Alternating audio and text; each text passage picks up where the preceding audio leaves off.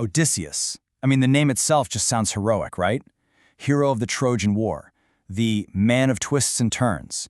For literally thousands of years, he's been the poster boy for what a hero is. But if you actually read his story today, you might find yourself thinking, wait, is this guy one of the good guys? We're going to dive right into that and decode what it really meant to be a hero back in the ancient world. Because that's the million-dollar question, isn't it? When we look at what he does through our 21st century eyes, the picture gets kind of murky. He's this legendary figure, sure, but a lot of what he does feels, well, less than heroic. So let's break down exactly why that is.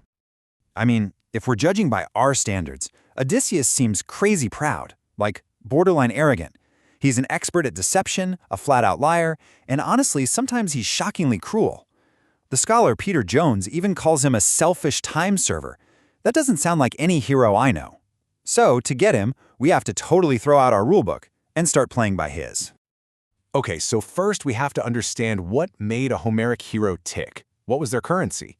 It wasn't about being a good person like we think of it. No, it was all about achieving greatness and making sure everyone knew about it, both while you were alive and long after you were gone. The first, and you could argue the most important concept, is kleos. Now, this is so much more than just being famous. This is your undying reputation, the stories they're going to tell about you forever.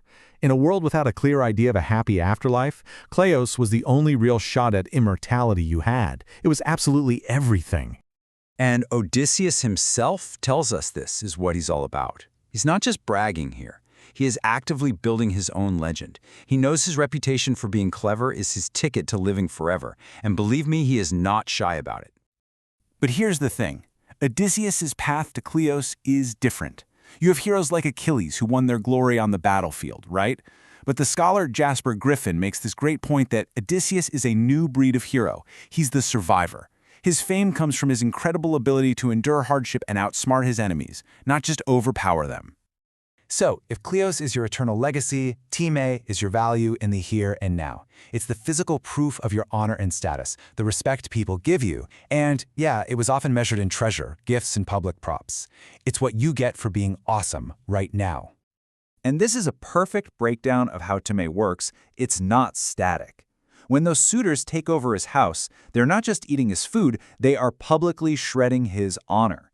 So later when the Phaeacians load him up with gifts, it's like a formal ceremony to restore his status. But the ultimate payback, the final reclaiming of his Time, that comes when he gets home and delivers that incredibly brutal, bloody punishment. This isn't just personal revenge, it's business. And this gets us to a really key point. This constant chase for honor can look incredibly selfish to us. I mean, when you're always calculating how to level up your status and reputation, the line between right and wrong can get super blurry. And that's exactly where that selfish time server criticism comes from. But it wasn't a total free-for-all, you know? Heroes also had an internal code that kept them in line, sometimes.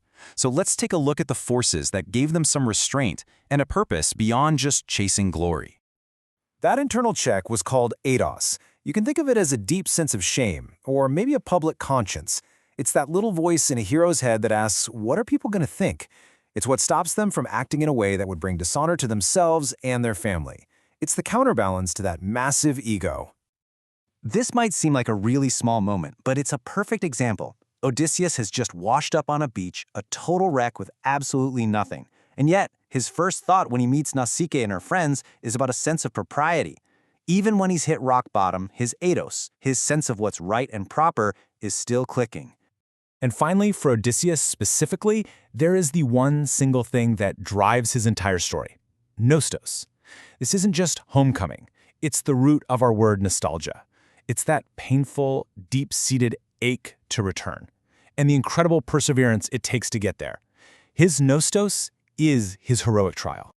And you can see this drive influencing every single one of his choices. He's weeping on Calypso's island, not just because he's a prisoner, but because he's desperately homesick. He literally turns down an offer to become an immortal god so he can go back to his mortal life with his wife and kid. And it forces him into these impossible leadership situations, like choosing to sacrifice 6 men to the monster Scylla just to save the rest of the ship.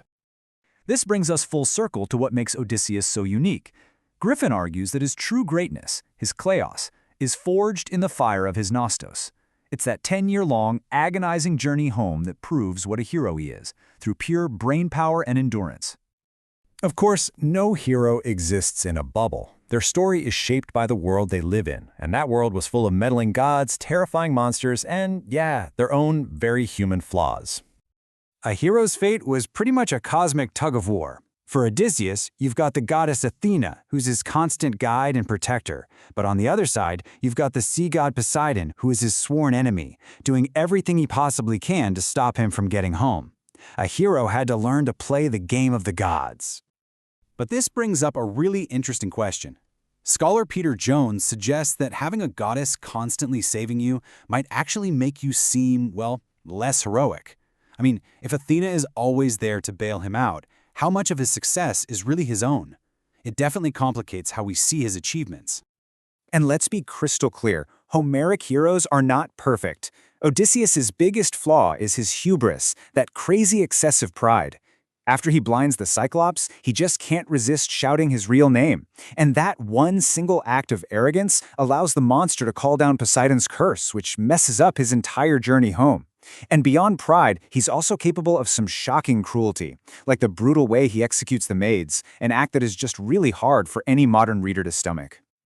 Another scholar, Ciambora, points out something else, that a lot of Odysseus's challenges feel more like fairy tales than heroic battles. He's not fighting other warriors on equal footing. He's outwitting witches and monsters. This really changes the flavor of his heroism, making it much more about cunning than it is about combat. So, after looking at all these pieces, the external pressures, the internal compass, and the wild world they lived in, what is the true blueprint for a Homeric hero? Let's put it all together. The code is pretty much built on 4 pillars. You've got Kleos, the hunt for an immortal reputation. Time, the quest for real-world honor and status. Eidos, that internal sense of shame that keeps your ego from going totally off the rails. And for Odysseus, it's all wrapped up in Nostos, the ultimate test of endurance that defines who he is as a hero. And that brings us to the bottom line. A Homeric hero was never meant to be a flawless role model. They're a complicated, often contradictory mix of ambition, smarts, duty, and deep human flaws. The crucial thing to get is this. They were valued for their impact, for the great things they accomplished and the legacy they left, not for their moral virtue.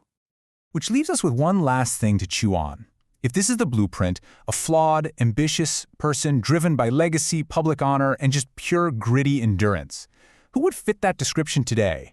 Who out there is chasing their own Kleos? It's definitely something to think about.